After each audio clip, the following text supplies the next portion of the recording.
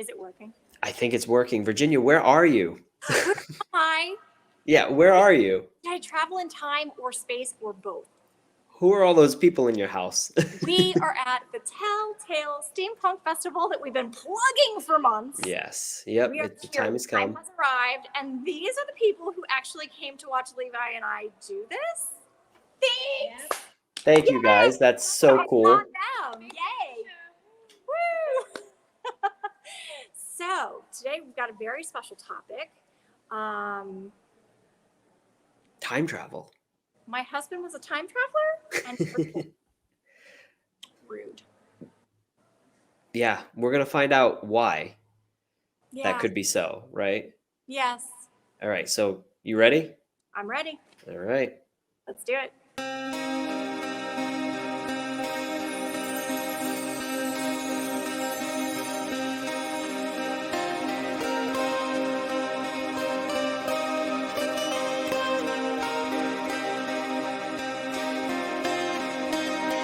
The sky, it's dark, and the wind is blowing. Come inside. Sit down with a cup of tea while we tell you a little story. A story that lies beyond the oblong box. With your hosts, Levi Leland and Virginia Poe.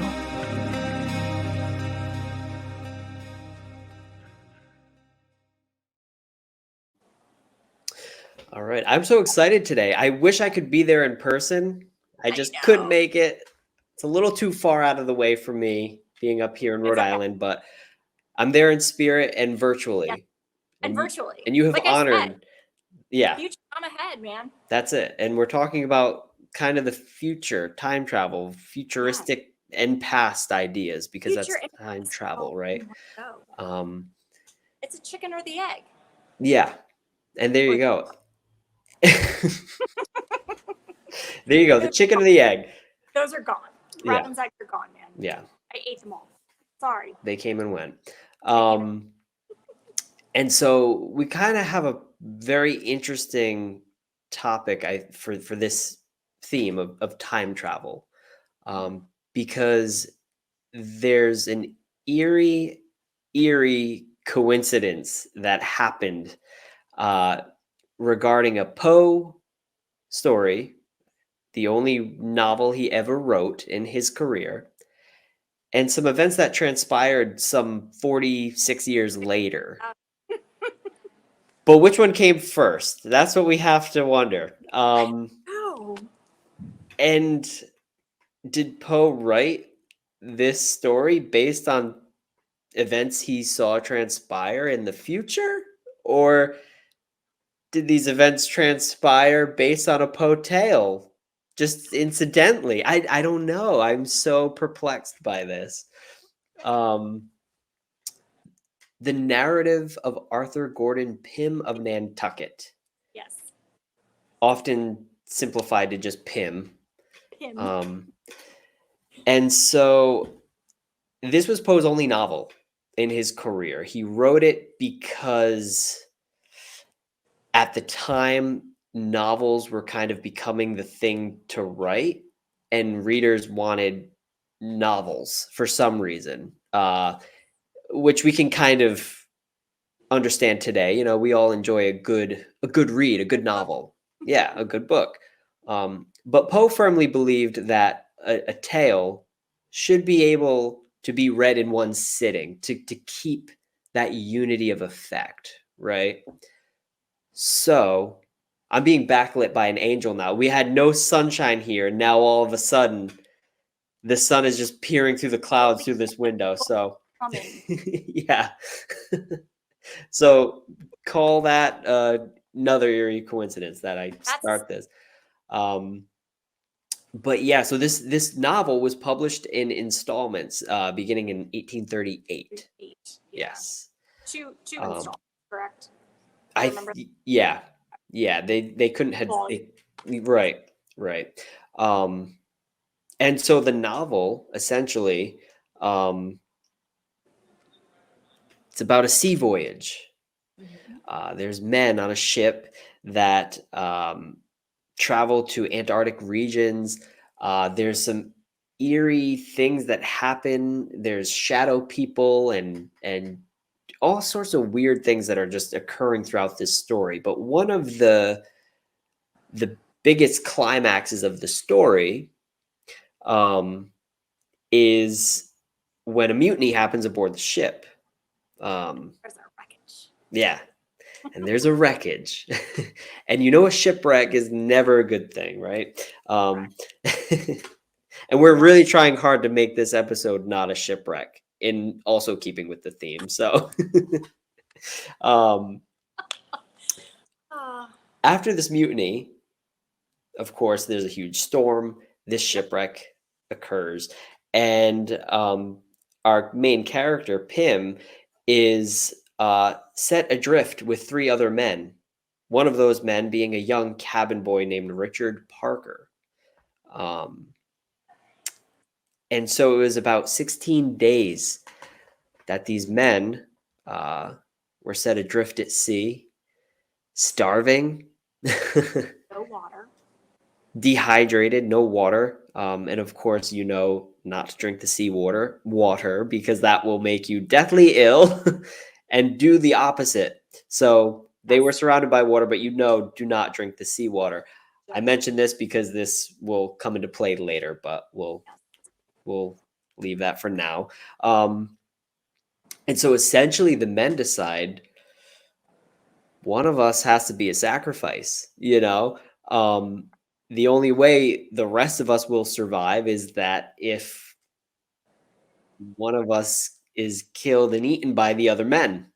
I mean, and this is a pretty macabre idea, but But also, it was something that was done. it was part of sea law. Exactly. And when you think about it, when you're starving 16 days, when nothing is unquestionable. You know what I mean? It's just we would only hope we never have to experience something like that, but we can only imagine when you're starving and just destitute and dehydrated, and you're going to resort to some very unsavory things, or maybe it was kind of savory.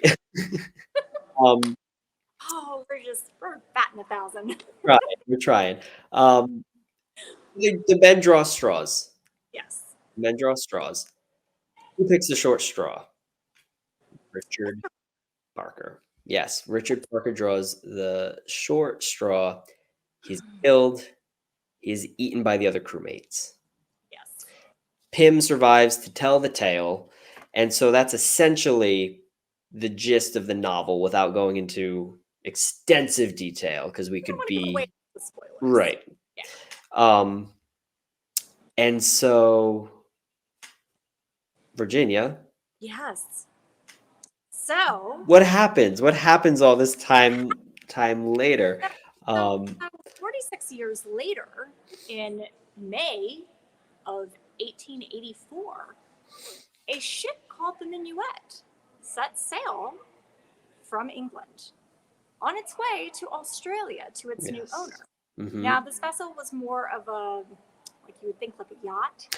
Right. Not really a seafaring vessel. It was not a whaling ship. It was a small boat. And there were 4 members of the crew. There was Captain Dudley. He was 31 years old. There were 2 experienced seamen.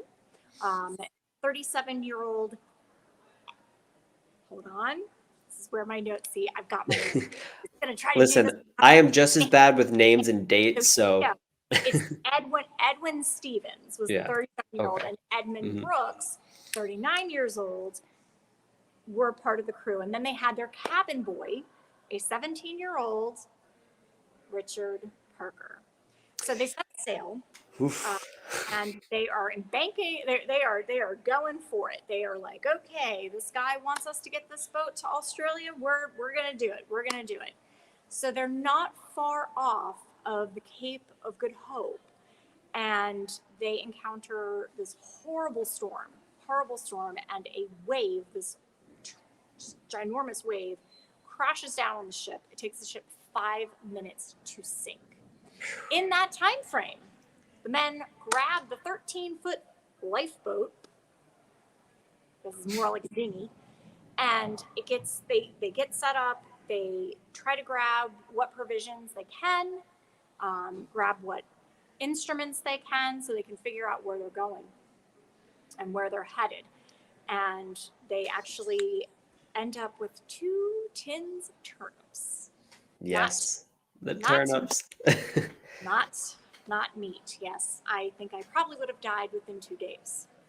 Right, nothing like a raw turnip to really get the stomach satisfied, right? Not for me. So they end up afloat. They have to fend off a shark at one point. And then they consume 1 tin of the turnips. And then that lasts for, and then they end up discovering a sea turtle. Yes. Turtle to actually, thank you for your service, Mr. Turtle. You got those men a couple more days. Yeah, they were drinking the blood too. Yes. If I'm not mistaken, of the turtle. Exactly. But then we get to the second box of turnips. At this point, the turnips are now gone. I believe it was Brooks and Parker who were ending up, they actually did end up drinking their own urine, but Brooks and Parker were also drinking the seawater. Yes. Which made them quite ill. And no one more so than Mr. Parker. Young cabin boy Parker was in a coma. They did not know if he was going to recover. He was touch and go. At one point, they thought he died. And then they decided, after much conversation, that if any of them were going to make it, they were going to need to draw straws. Right. And I think we know where that's headed. Coma. Yeah. Rude. Yeah. So obviously he chose the short straw. And they realized that if they didn't do this before he actually died, they wouldn't be able to survive themselves. Right. Yes, this is where the gruesome part gets in, because I did give the disclaimer to everyone in the audience. Oh, good. Fine. So they did end up held him down. A penknife was used to puncture him to end his life. And they did. They lived off of him. And 6 days later, check my notes here. I'm fact checking myself, everybody. Fact check. Fact check. I didn't write that down in my notes. Bad me. Wait. Okay, so it was about 3 days after they did the deed. They were discovered by a German sea vessel. And they were so beside themselves that they had done this. They confessed to it on the boat. Well, guess what? We get back to England, and we now are in a court case with the Crown. They were actually on trial for murder.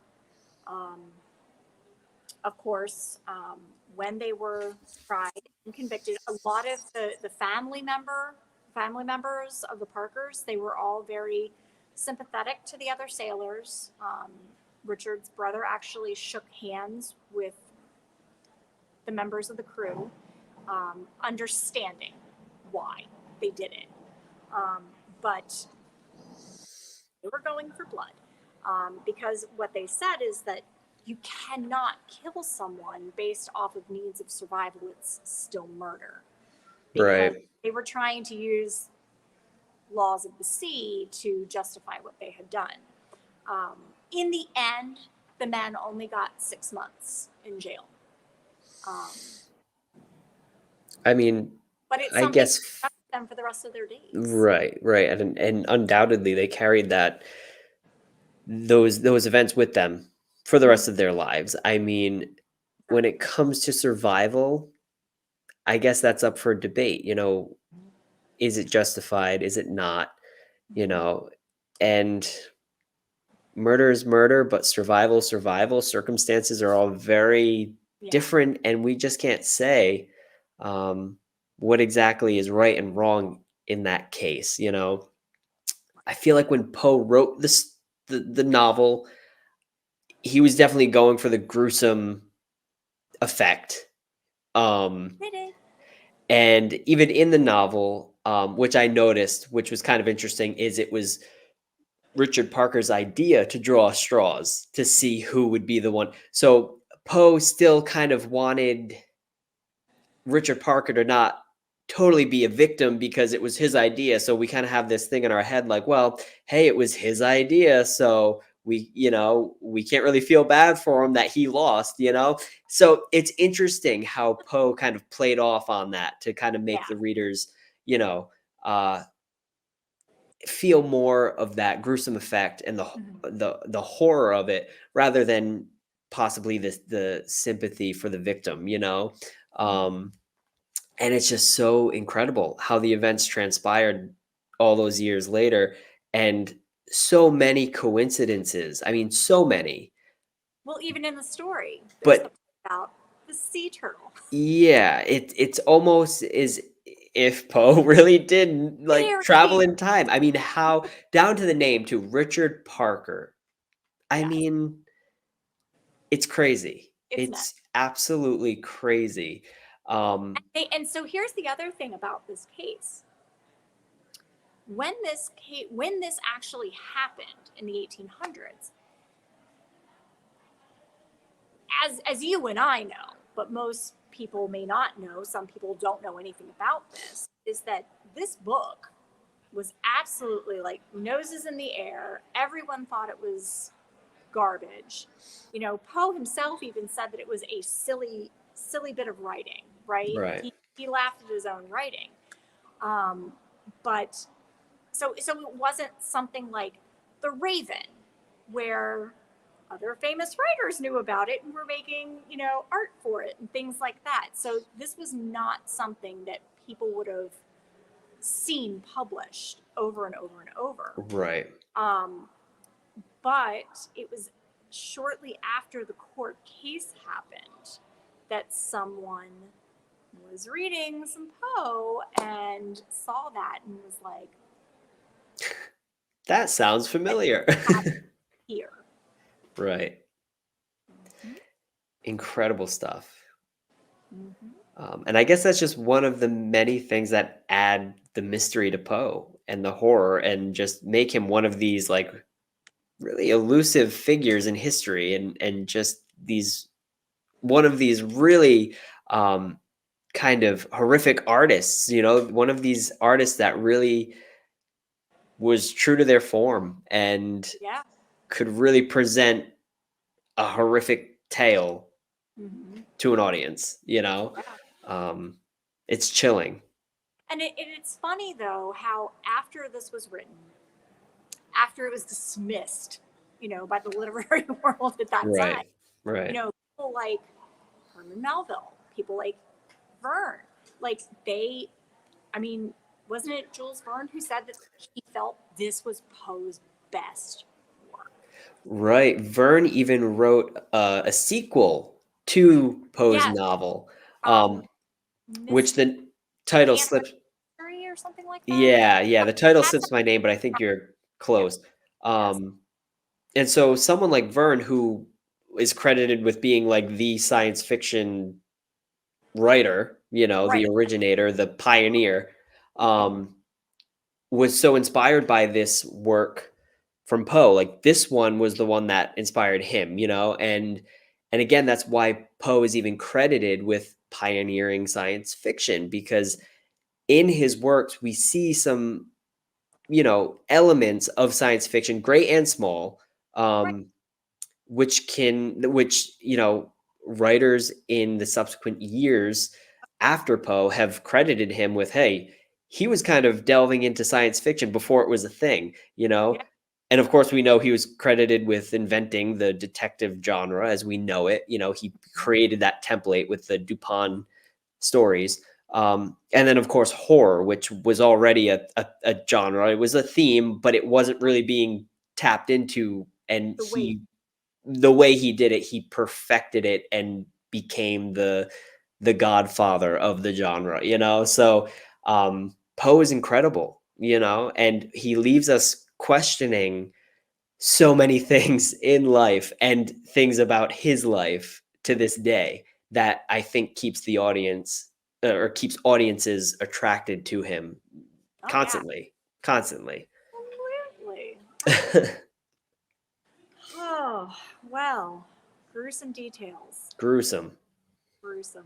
But that's Poe. I read it. Well, my dear, I guess that pretty much wraps that up. That covers that. That covers that, yeah. And so enjoy your time there. I will certainly be seeing you in the next one. Yes, because we're gonna be doing a second one here in just a little bit. Cool.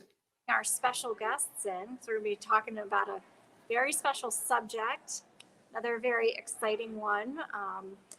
So even though this will be airing on our channels after this is over, I don't think I need to say if you're coming down.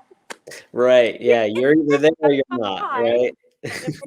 Unless they're time travelers. So if they're watching the future, right. It's April 1st and 2nd. Right now, it's April 1st. Right. So if you're in the area, time travelers, and you would like to come to this convention, this festival, it's actually a lot of fun. So come to Hunt Valley Marriott. We're downstairs. This starts at 4:45. That's a good, future message. That's great. We thank you, Virginia, and we will see you in the next one. Thank you, Levi. Yeah. All right, everybody. Bye. Bye. You've been listening to Beyond the Oblong Box with your hosts, Levi Leland and Virginia Poe. This program is produced by EG&L Brothers Limited with production assistance by Peter D. Come Rest in This Bosom, arranged and performed by The Ninth Heaven. You can find us online on Facebook at BTOB Podcast, on Instagram at Beyond the Oblong Box, or reach us by email btob1847@gmail.com. If you'd like to help our show grow, consider becoming a patron by visiting patreon.com/Beyond the Oblong Box Podcast. You can also subscribe, rate, or review the show on YouTube, Spotify, Apple Podcasts, or any of your preferred podcast platforms.